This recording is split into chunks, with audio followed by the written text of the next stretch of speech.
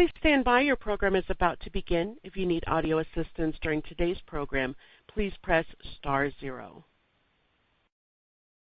Welcome to the M&T Bank First Quarter 2025 Earnings Conference Call. All lines have been placed on a listen-only mode and the floor will be open for your questions following the presentation. If you would like to ask a question at that time, please press star, then the number 1 on your telephone keypad. If at any point your question has been answered, you may remove yourself from the queue by pressing star 2. When posing your question, we ask that you please pick up your headset to allow your optimal sound quality. Lastly, if you should require operator assistance, please press star 0. Please be advised that today's conference is being recorded, and I would now like to turn the conference over to Steve Wendelbaugh, Senior Vice President, Investor Relations. Please go ahead. Thank you, Margo, and good morning. I'd like to thank everyone for participating in M&T's First Quarter 2025 Earnings Conference Call, both by telephone and through the webcast. If you have not read through the earnings release we issued this morning, you may access it along with the financial tables and schedules by going to our website at mtb.com. Once there, you can click on the Investor Relations link and then on the Events and Presentations link. Closed captioning has been provided for webcast participants. Also, before we start, I'd like to mention that today's presentation may contain forward-looking information. Cautionary statements about this information are included in today's earnings release materials and in the investor presentation, as well as our SEC filings and other investor materials. The presentation also includes non-GAAP financial measures as identified in the earnings release and investor presentation. The appropriate reconciliations to GAAP are included in the appendix. Joining me on the call today is M&T's Senior Executive Vice President and CFO, Daryl Bible. Now I'd like to turn the call over to Daryl. Thank you, Steve, and good morning, everyone. First, I will begin with our purpose on slide 3. Our purpose is to make a difference in people's lives. We are committed to serving not only our customers, but also supporting communities where we live and work, inspiring our 22,000 employees, and delivering for our shareholders. In René's annual shareholder letter, he notes that we operate in an environment in which change is the only constant. In these uncertain times, M&T starts from a position of strength with strong liquidity, capital levels, and capital generation. This position of strength reflects our consistent adherence to the fundamentals of liquidity management, capital allocation, and transparency. The strength of this operating model allows M&T to continue to perform through the peaks and valleys of the macroeconomic cycles and support our customers and communities in the moments that matter most.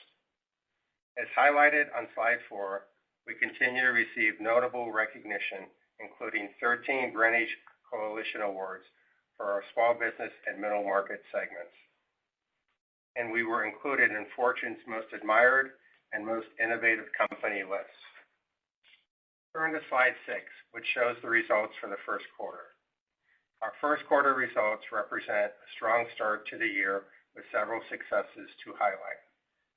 Net interest margin increased 8 basis points, reflecting our efficient balance sheet and the strength of our deposit franchise. We executed $662 million in share repurchases as we continue toward an 11% CET1 ratio in 2025. While also growing tangible book value per share by 2%. Fee income grew 5% since the first quarter of 24, or 10% if you exclude last year's BLG distribution. Asset quality continued to improve with a $516 million reduction in commercial criticized balances and a $150 million reduction in non-accrual loans. While net charge-offs of 34 basis points were below our full-year expectations of 40 basis points. Now, let's look at the specifics for the first quarter. Diluted GAAP earnings per share were $3.32, down from $3.86 from the prior quarter. Net income was $584 million compared to $681 million in the linked quarter. M&T's first quarter results produced an ROA and ROCE of 1.14% and 8.36% respectively. Slide 7 includes supplemental reporting of M&T's results on a net operating or tangible basis. M&T's net operating income was $594 million compared to $691 million in the linked quarter. Diluted net operating earnings per share were $3.38, down from $3.92 in the prior quarter. Net operating income yielded an ROTA and ROTCE of 1.21% and 12.53%. Next, let's look a little deeper into the underlying trends that generated our first quarter results. Please turn to slide 8. Taxable equivalent net interest income was $1.71 billion, a decrease of $33 million or 2% from linked quarter. The lower NII was primarily driven by 2 fewer days and lower average earning assets, partially offset by favorable deposit costs. Net interest margin was 3.66%, an increase of 8 basis points from the prior quarter. The primary drivers of the increase to margin include continued securities growth and lower wholesale funding and time deposits, and favorable deposit pricing with interest-bearing deposit costs declining 27 basis points. Turn to slide 10 to talk about average loans. Average loans and leases decreased $0.9 billion to $134.8 billion. Lower CRE balances were partially offset by the growth in C&I, consumer, and residential mortgage. C&I loans grew 1% to $61 billion, driven by continued strength in the corporate and institutional and fund banking. CRE loans declined 6% to $26.3 billion, reflecting payoffs and paydowns and muted origination activity with increased market competition. Residential mortgage loans were relatively unchanged at $23.2 billion. Consumer loans grew 1% to $24.3 billion, reflecting increases in recreational finance and indirect auto loans. Loan yields decreased 11 basis points to 6.06%, as lower rates on variable loans and lower non-accrual interest was partially offset by fixed-rate loan repricing and a smaller drag on our cash flow hedges. Turning to slide 11, our liquidity remains strong.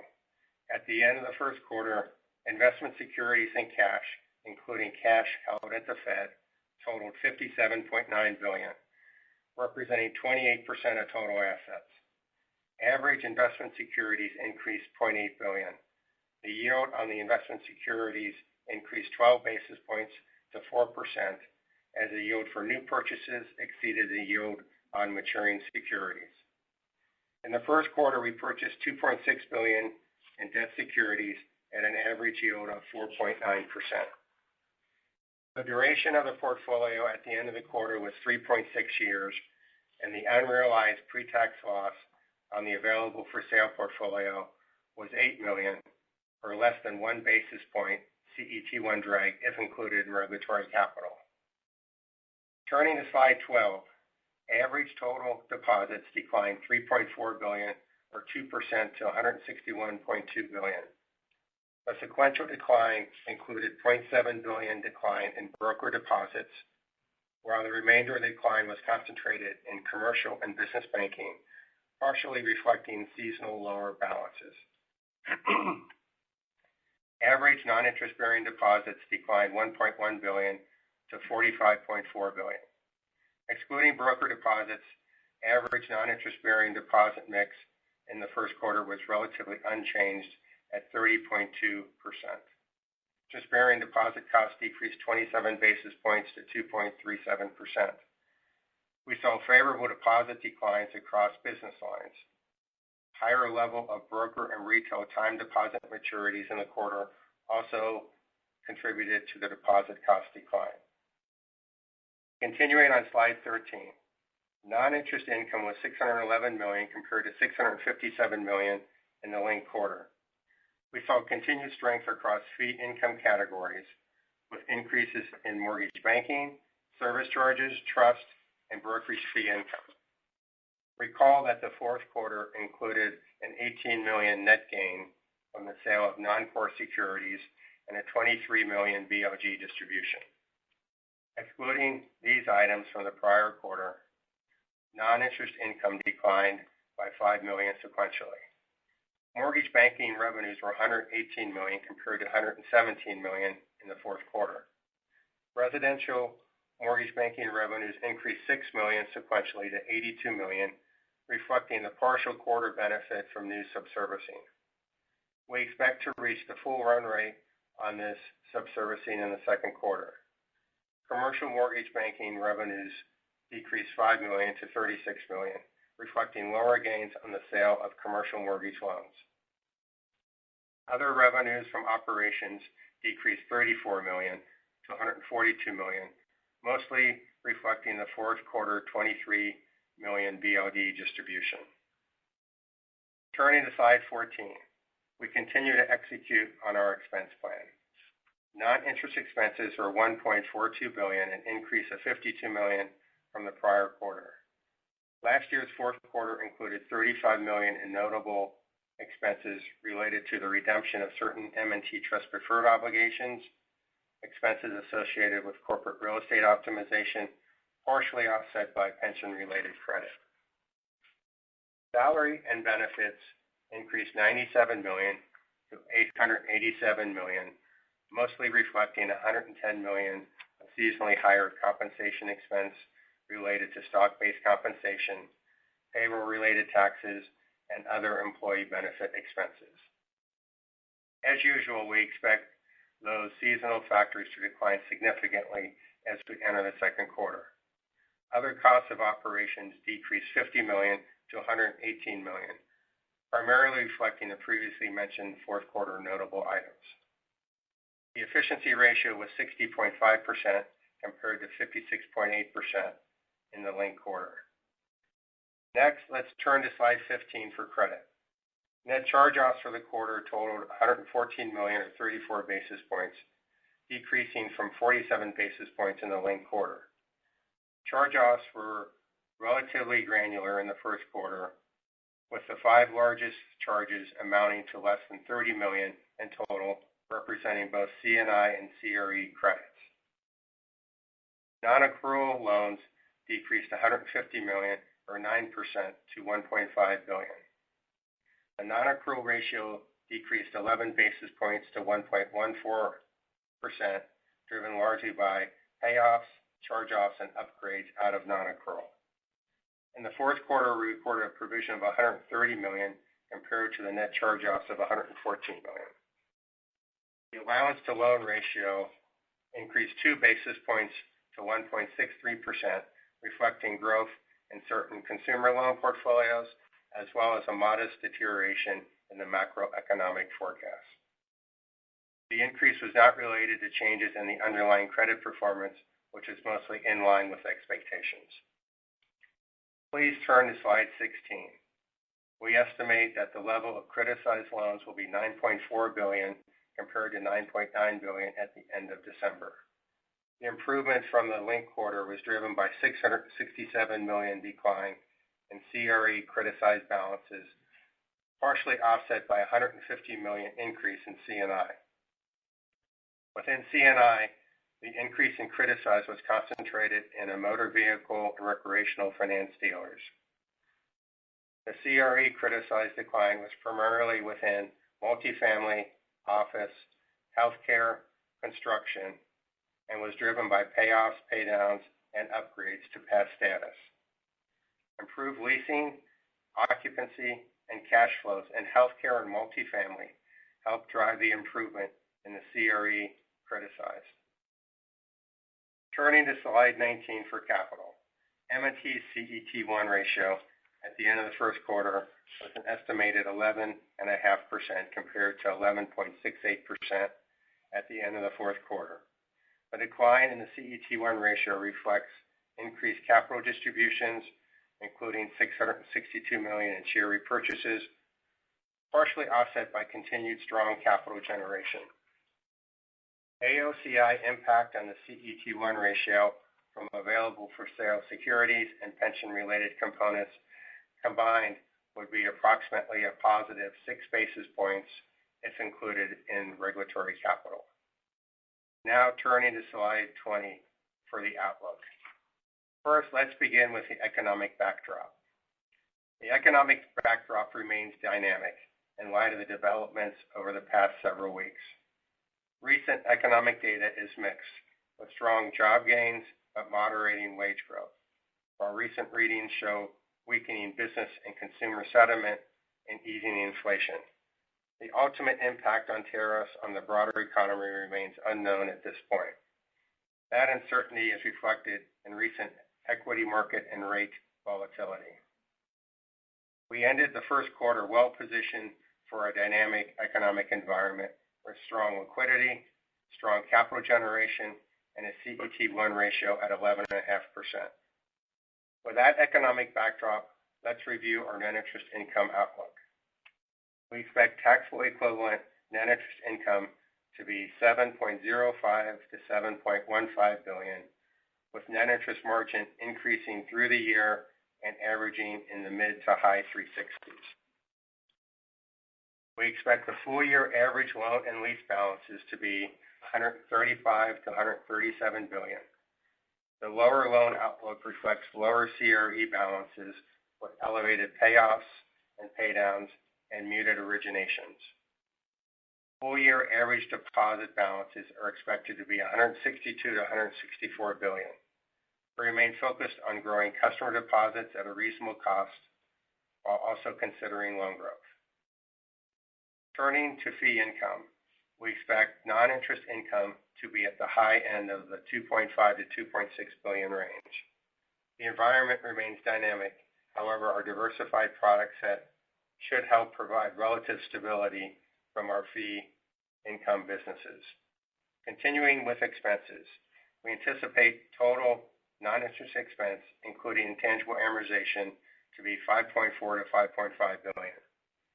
Our business lines remain focused on closely managing their expenses, allowing the bank to continue to target investments in projects and business opportunities that support our enterprise priorities.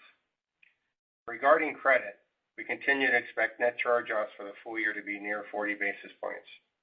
We also expect criticized loans to continue to decline in 2025. As it relates to capital, we expect the CET1 ratio to reach 11% in 2025, but we'll monitor the economic backdrop and adjust as needed.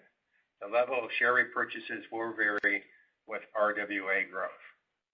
As shown on slide 21, we remain committed to our four priorities, including growing our New England and Long Island markets, optimizing our resources through simplification, making our systems resilient and scalable, and continuing to scale and develop our risk management capabilities. To conclude on slide 22, our results underscore an optimistic investment thesis. M&T has always been a purpose-driven organization with a successful business model that benefits all stakeholders, including shareholders. We have a long track record of credit outperforming through all economic cycles while growing within the markets we serve. We remain focused on shareholder returns and consistent dividend growth.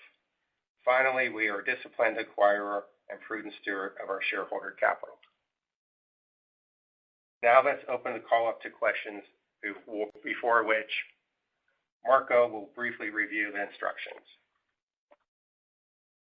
Thank you. And as a reminder, ladies and gentlemen, if you would like to ask a question, please press star 1 on your telephone keypad.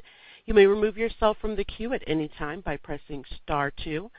And once again, that is star 1. We'll take our first question from Ken Usdin with Autonomous Research. Please go ahead. Very much. Good morning, Daryl. How you doing? So one question just on the NII. You mentioned that the environment's meaningfully changed, and we see a smaller balance sheet here offset by a little bit better of a NIM output. Are you noticing anything in terms of the deposit flow activity, more specifically in terms of how much more mix shift you might expect and how much more you might be able to also continue to work down that higher cost liability side? Thanks. Yeah, Ken, we are definitely, we did lower the guidance on deposits, but I think we feel pretty comfortable that we'll probably be at the higher end of the deposit range. Still having really good growth of our businesses across the board, whether it's commercial, small business, consumer. Our ICS business, kind of grows as activity in the marketplace is growing. So I think we feel pretty positive on the deposit growth. And we'll use those additional deposits if we don't have loan growth to either pay off higher liabilities, in the marketplace that we have on the balance sheet, just cheaper funding, or we'll put it at the Fed and just have more liquidity on hand, one or the other. But we feel good about on the deposit side. Okay. And second one on fees, the first quarter, 611 or so, but you're still talking about the high end of 2.6. I noticed I don't believe, was there a Bayview distribution in the first quarter? Was that pushed? And can you just talk about the ramp that you get from here going forward and your confidence in getting towards that higher end on fees? Thanks. Yeah, so you're all right. Bayview, we did not get a distribution first quarter. We kind of took it out for the rest of the year. We may or may not get a distribution from Bayview. They're working on some things internally, so we will do. But if you look at all of our other businesses that we're having really good growth across. I would expect our fee businesses to grow from where we are in the first quarter, I think, significantly in the second, third, and fourth quarters. We have a lot of momentum across all of our businesses. Our trust businesses are strong. If you look at ICS, they're doing really well in their structured loan agency businesses and activity, also bringing in deposits from activity. So that's really positive. Our service charges are actually performing really well right now. From a mortgage banking perspective, if rates come down, and then who knows which way the yield curve is going to go, but we are positioned to have really good mortgage revenues, both on the commercial and residential side from originations. You did see the increase in our numbers now this quarter from the additional subservicing. That could have other opportunities for growth potentially as that kind of continues to grow. Brokerage services are strong. So I think net overall, I think we're pretty positive on our fees. Okay, thanks, Daryl. Thank you. Thank you. We'll take our next question from Ebrahim Poonawala with Bank of America. Please go ahead. Hey, good morning, Daryl. Good morning. I guess in your remarks, you mentioned tariff uncertainties were reflected in the stock markets and in interest rates. Just, if you don't mind, talk to us about any anecdotal sort of feedback from your customers over the last week or two around tariffs. Are you seeing CapEx decisions being pulled back? Just would love any color there, and then how is that informing your outlook on C&I growth? Yeah, I think all that's fair. So I think if you look at it overall, you saw sentiment numbers were both weak on the consumer and on the business side. If you start with the consumer, from just looking at our debit card activity, our spending patterns are still pretty much intact there. So I think we're pretty consistent. We are seeing, and it could just be short-lived, but in our indirect channels on the consumer side, a lot of loan volume coming in auto, marine, and RV. Maybe people rushing before higher prices. But that's really good volume there. And the bottom 20% consumer has been struggling for the last several years and will continue to struggle. Business-wise, our customers actually really wanted to make a lot of investments. They want to do acquisitions, but they are just really on pause right now. And I think it's just lack of confidence. They don't know what the rules of the road are right now. Things keep changing in the DC, and until that settles out a little bit, I think they're going to be on hold until they come through. That said, we've been able to grow our C&I business. We grew nicely. If you look at it in our middle market space, we had good growth there. We had growth in fund banking, corporate institutional. Our dealer commercial services grew. So we're growing really well in that space. It's really our CRE portfolio is really where the challenges are, and that's really the portfolio that's having us shrink and lower our loan guidance for the most part.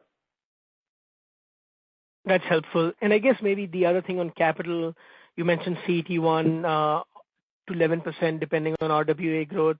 Just give us how price sensitive you are. I mean, I think the stock's come down a fair bit relative to where you repurchased during the first quarter. Like how quickly could we see if customers remain on pause, that M&T gets to 11%. Yeah, and you mentioned also opportunistic buyer as regards to capital. Like, are there any deals to be done, and given just all the macro uncertainties right now? Thanks. So with the volatility in the marketplace, I emphasized in the prepared remarks, we really do have strong capital and liquidity. Our capital is the real capital. Our AOCI actually is the positive 6 basis points. So we feel good about that. We will monitor, market conditions. We still plan to start our share repurchase back on Wednesday when we come out of blackout. And we're just monitoring. If we see the economy go into a negative spin down, we might slow down or pause. But until we see that, right now the trends for the most part are pretty uneventful, and we'll just kind of play it as we go. I know it's not good guidance for you, but we kind of just have to see how things play out. But we're prepared to start with share repurchases on Wednesday and just monitor the economic conditions. Got it. Thank you. We'll take our next question from Gerard Cassidy with RBC. Please go ahead. Hi, Daryl. Hey, Gerard. How you doing? Good, thank you. Can you give us some color on your insights regarding the regulatory environment? We're reading a lot about the regulators, look to ease up, if you will, on some of the regulatory requirements. There's a lot of talk about the supplementary leverage ratio and the leverage ratio, but they seem to pertain to our biggest banks, the trillionaire banks. Are you seeing anything on the horizon that would be very beneficial to the regional banks like yourself from the regulatory stuff that you're hearing and seeing? Yeah. I just want to start with, it really doesn't matter to us who's actually in D.C. in the administration, Republican, Democrat. We perform and do well. You look at our People's acquisition that was done under the Biden administration. So we can do business either way. From a regulatory perspective, I would tell you, the people that are getting in the seats tend to be much more focused on having our industry help grow the economy and really have an impact positively to it. You're seeing that with the acting chair in the FDIC. He actually came out this past week. He actually is pulling back on some of the RRP stuff. We're in the first wave, so we actually had the stuff already prepared and completed, and we're pulling back on that. So that's a positive. But the head of supervision, Bowman, is really looking at tailoring. I think that's a really good positive for us. I think that would be good.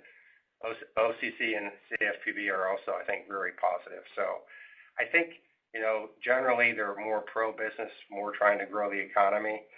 And you could see some tweaks around the Tier 1 leverage ratio, the SLR, stress testing, Basel III, LCR, long-term debt, RRP, and hopefully maybe they pull back on all the regulatory reporting. We've produced thousands of reports to the government officials, and I'm sure we can weed out some of that information as well. But I think it's an opportunity-rich environment to actually make some improvements and be more efficient.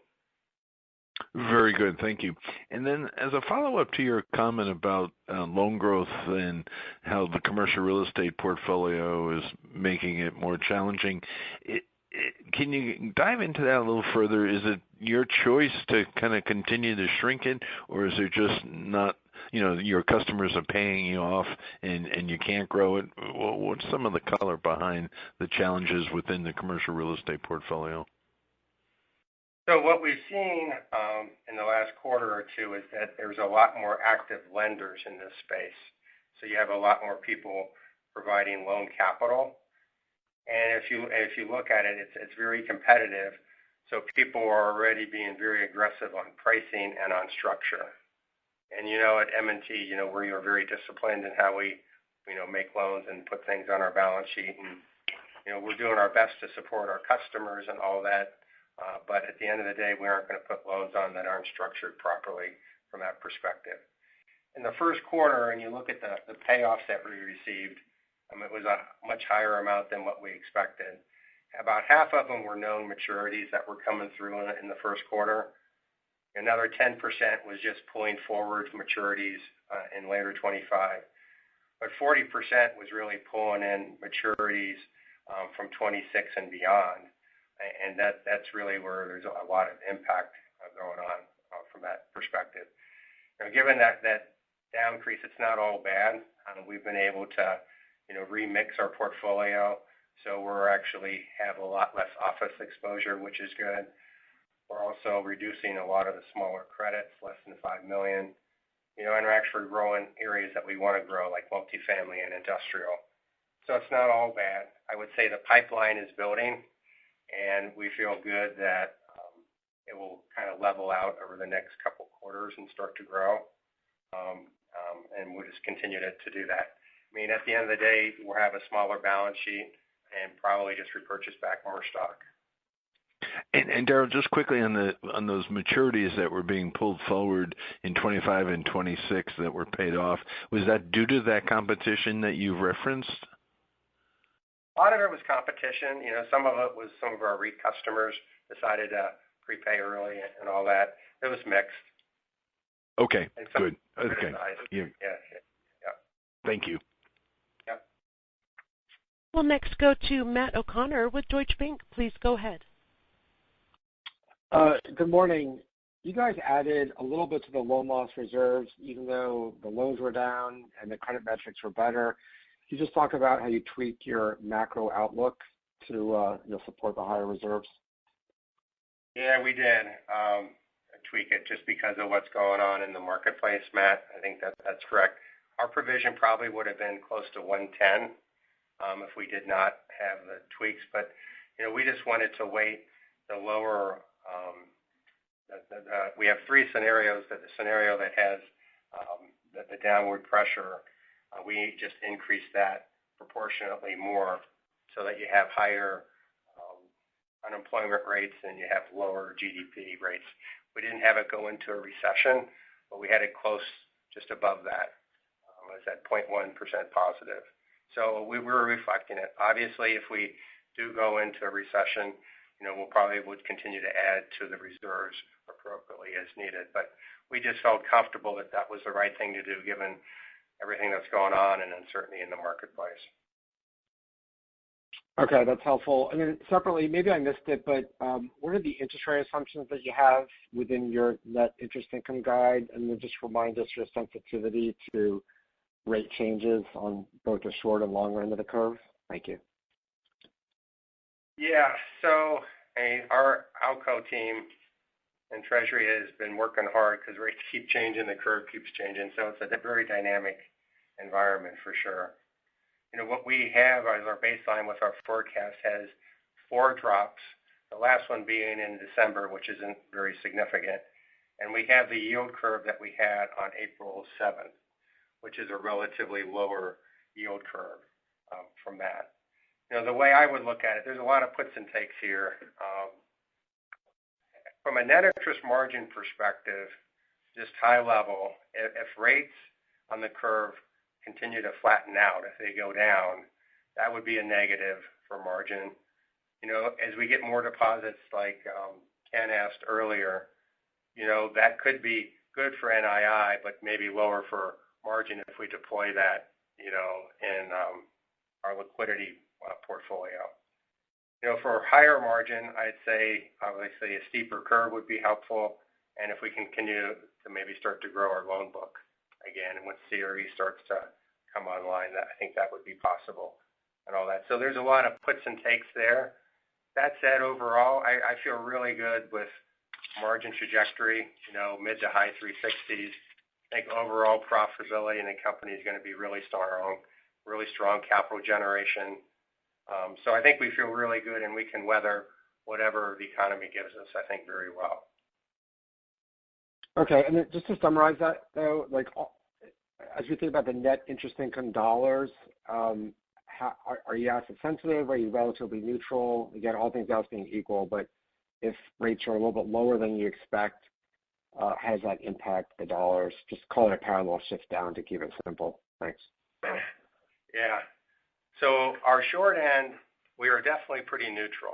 It really does not impact us much one way or the other what direction the Fed does on rates. I think we're relatively good. And you saw our deposit betas, are 50+%. So, they're reacting like we thought they would react. So all that is coming in really well. With the yield curve flattening, we still have positive roll on. So like in the consumer loan portfolio, it's probably repricing right now maybe 100 to 150 basis points more. If rates flatten down, it's going to still reprice positive, but maybe only 50 basis points better. So we still get the benefit. It's just less of a benefit. I think the thing to really emphasize, though, is we have a lot of knowns in our balance sheet, which kind of gives us the comfort. We're going to have strong margin and strong NII. We know for a fact that we have $4 billion of securities coming off at a yield of 3.5. Depending on what the yield curve looks like, it's going to reprice higher, maybe 4.5, maybe 5.5, but it's going up. Consumer loans, I just talked about, that's going to continue to reprice higher. Strong beta, deposit beta is good. And then on the swap book, we know for a fact that our swap book is going to go up and accrete more over time, up to 30 basis points. We should be in the 370s by the end of the year and early 26. So all those are known and all those are going to happen. And that's baked into our numbers and all that. So it gives us confidence that we're going to perform well and then tweak it on the edges either way if we're going to outperform or maybe be a little bit less. But net overall earnings will be strong. Thank you. We'll next go to Manan Gosalia with Morgan Stanley. Please go ahead. Hi, good morning, Daryl. Just to follow up on your point on the security side, just given that the long end of the curve has been so volatile, how are you thinking about putting on more securities here, and what kind of duration would you be willing to take? Yeah, so we are very disciplined in how we're doing this. We're in it for the long term. It's kind of how we approach it. So our strategies really haven't changed. We are investing. Obviously, we cleansed our portfolio last year, so all we have is government-backed securities in our portfolio, whether they're treasuries, agencies, or municipalities. We don't have any non-agency stuff in the portfolio, so it's all liquid at $35 billion. We've been buying about half of our purchases are basically non-convex, so we're buying treasuries and CMBS in the marketplace. Obviously, we don't have the attractive yields that you do in the CMBS, but you're going to keep them over that whole maturity. And then the other half is going into shorter CMOs and seasoned MBS. Our average duration, if you go back maybe 2 years ago, we were 4. We're now in the 3.5 range, and we stayed in the 3.5 range and feel really good about how we're positioned. It's a portfolio for liquidity, and we're going to continue to use it for that if we need it. Got it. And maybe on loan growth, or actually the other side of the loan growth question is credit. And you've had some nice loan growth in C&I over the past few quarters. I think C&I is up 7% year on year, and that's clearly well above peers.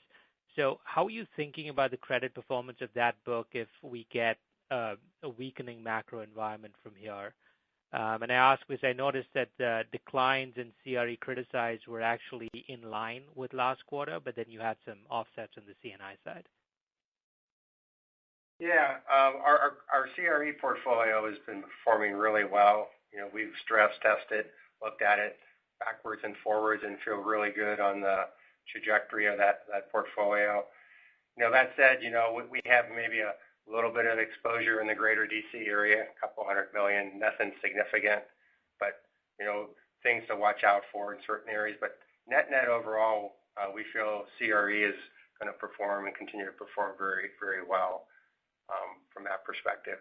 Our C&I went up. It was really just idiosyncratic. One customer, a large credit, $200 million, basically, had some issues with a roll-up strategy for the big trucks that you see on the road and all that. And we think that's going to play out positively as the year goes, so we don't think there's any losses there.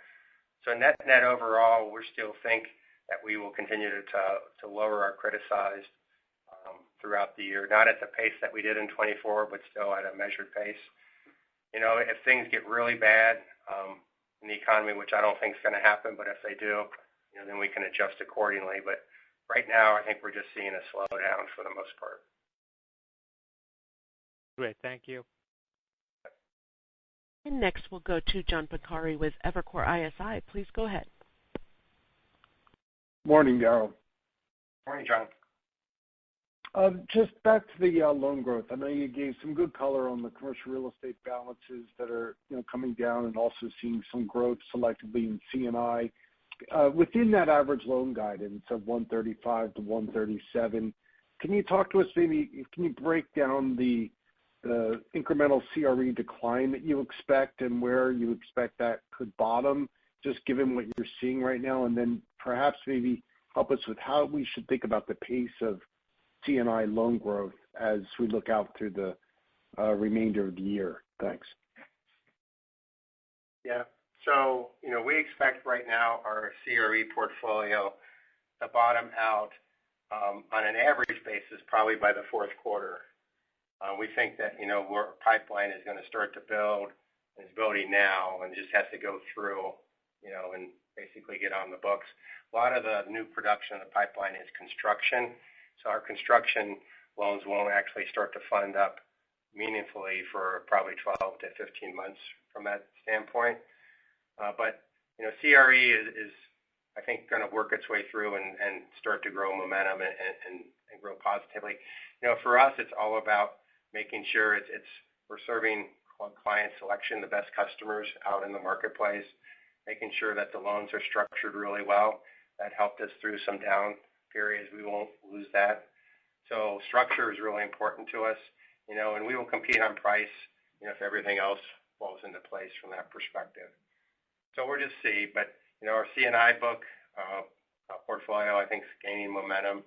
Consumer is going really well, and we're going to try to grow a little bit in residential mortgage as well to help offset it. That said, portfolio, we'll just see how it plays out overall. But we're doing everything we can, but we're going to make sure we emphasize and really put loans on our books that we know won't be issues in the next couple of years. They're going to be good long-term assets for us. Okay, great. And then it sounds like it's probably not the case, but are you seeing, on that loan topic, are you seeing any line utilization or line drawdowns out of precautionary concerns by borrowers given the recessionary environment? Any evidence of that at this point? No, not really. I mean, you look at the utilization this past quarter, commercial is down, and down about 1%, and really nothing hit our screens that showed any big draws or anything from that. No, it's not like COVID where it was having draws every day, and you saw your capital ratios come down. It's not like that at all. There's really almost no additional activity. Behaviors have been pretty consistent, to be honest with you, than what we went through in the last down period with COVID. Right, but that's good to hear. And then, I'm sorry, just one more on deposits. It looks like you saw some pretty good end-of-period growth where balances were above the average, and particularly in non-interest bearing. Any read into that, or should we pay attention more so to the average deposit trajectory? I mean, first quarter is always a low seasonal quarter for us, so it always drops in January, February, and then starts to build back in March. We have to also remember we have a lot of escrow deposits because of our mortgage servicing businesses that we have. So we tend to gain through the first half of the month, and then it kind of drops off in the second half of the month. And our ICS business in trust, has a lot of activity, and that kind of comes and goes depending on what we have there. And we had some ICS deposits on the balance sheet at the end of the quarter as well. But that's all good funding to have, and it helps us, manage our balance sheet and helps with NII overall. Okay, great. Thanks, Darryl. Yep. We'll next go to Christopher Spahr with Wells Fargo. Please go ahead. Hi, good morning. Thanks. Just a quick question. On long-term debt, just what is your perspective on, with sluggish loan growth and I guess you seem to be somewhat optimistic on deposits and with the, like, long-term loan-to-deposit ratio, and where do you see long-term debt kind of settling out? So, our long-term debt, we are really focused at trying to reduce kind of broker deposits, Federal Home Loan Bank advances. I think our broker deposits are around $7 or $8 billion right now, so they're down from the peak from a year and a half ago. And if you look at Federal Home Loan Bank advances, they're only $1 or $2 billion. So I think we're pretty much through that. Long-term debt will issue as needed, depending on what our customer growth is and what our loan growth is.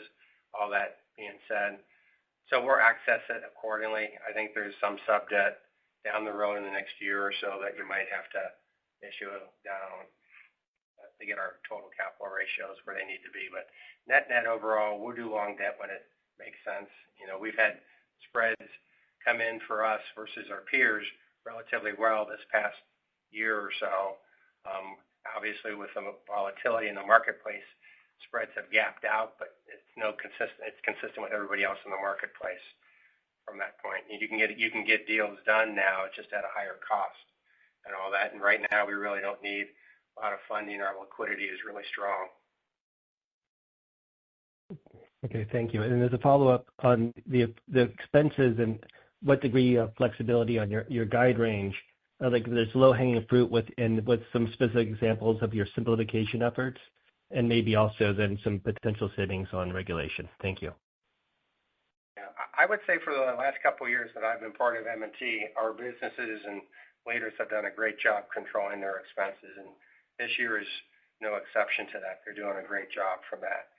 If we actually did get into a bad recession period where revenue was really challenged, there are things we could do to pull on expenses. But right now, I'm still thinking we're going to drive positive operating leverage for the year. I think we still have a shot at that, still growing NII and fees, and we still have modest increase on the expense side.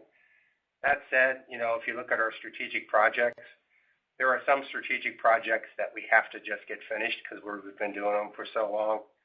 So like the GL, our data centers, cyber, and our commercial CDA program, all those need to finish out. We're really close on a lot of these and should get those done. The other ones are more newer. So if you really had to, you could slow some of that down from an expense perspective. We're also really focusing and working on, how we can just, deliver our products and services more efficiently in the back office. So I think you'll see a lot of realignment, some automation, and some workforce strategies potentially needed if we had to do something like that. So net overall, I think we have flexibility on expenses, but really don't believe we have to pull the trigger now. Still have a shooting for positive operating leverage. All right, thank you. We'll next go to Peter Winter with D.A. Davidson. Please go ahead. Thanks. Good morning.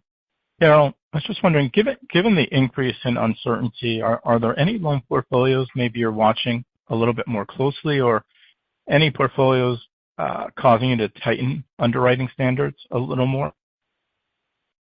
Yeah, there is a list of portfolios, obviously, that we are looking for and monitoring really well.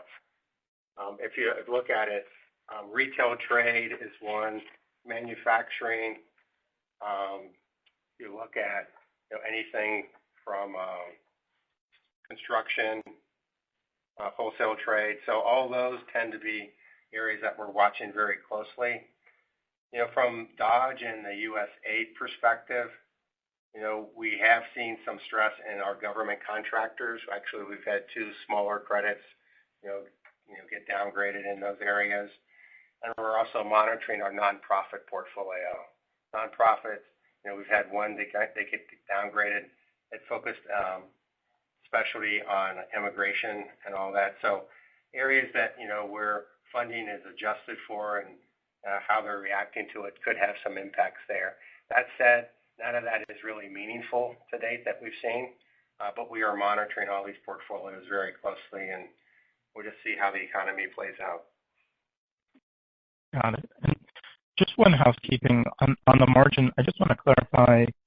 You said that the exit rate should be around 370 this year. Is that correct? No, I did not say that. I said that, Okay. we are guiding for mid 360s to high 360s, and that we have a good upward trajectory on our net interest margin. Okay. Thanks, Joe. We'll next go to Erica Najarian with UBS. Please go ahead. Hi there.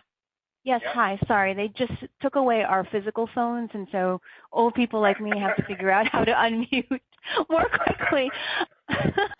Just a few follow-up questions, Daryl. So, clearly there are near-term, sort of headwinds to growth. But as we think about, everything that you described, your balance sheet to be positioned, and everything that you've said about growth, it does feel like, as a follow-up to the questions on the exit rate, it does feel like the NII trajectory should be upward from here if we just sort of dissect your guide and what you reported, because you'll get the day count back in the second quarter. Then it feels like we'll get to the 1/8. We have to get to the 1/8 for the low end of your guidance to be achieved. And if you have a smaller balance sheet, that would imply, a 370s exit NIM as well. Yeah, I mean, we talked earlier. One of the analysts was talking about what happens with what interest rate environment you have, what the yield curve is, what the Fed actions really do, and also what the size of the balance sheet is, both on the loan and deposit side. There's just a lot of puts and takes out there.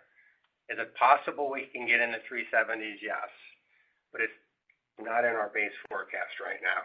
We're basically just trying to balance what we see today with all the risks and uncertainty we have in the marketplace.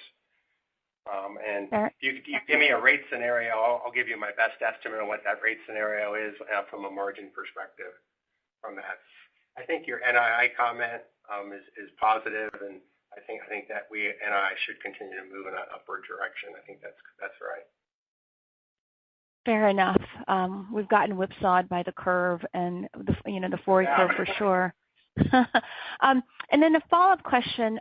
First is, if you could tell us in the CECL model what your unemployment assumption is underpinning your current reserve.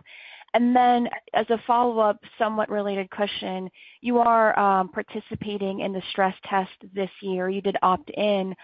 I'm wondering, since the Fed had put out their own language and their own press release indicating that changes to administrative law is requiring them to, re-examine the test itself, have you noticed any changes in the process yet in terms of the stress test, in terms of more transparency, more feedback? And additionally, if you receive a smaller or a lower stress capital buffer, does that change the way you're also thinking about capital allocation in the go forward? Yeah, let me start with the stress testing one. We submitted our information at the end of March, early April, and really have not heard anything from the Fed. It's kind of a normal year from a processing perspective, at least to date, that what we've seen.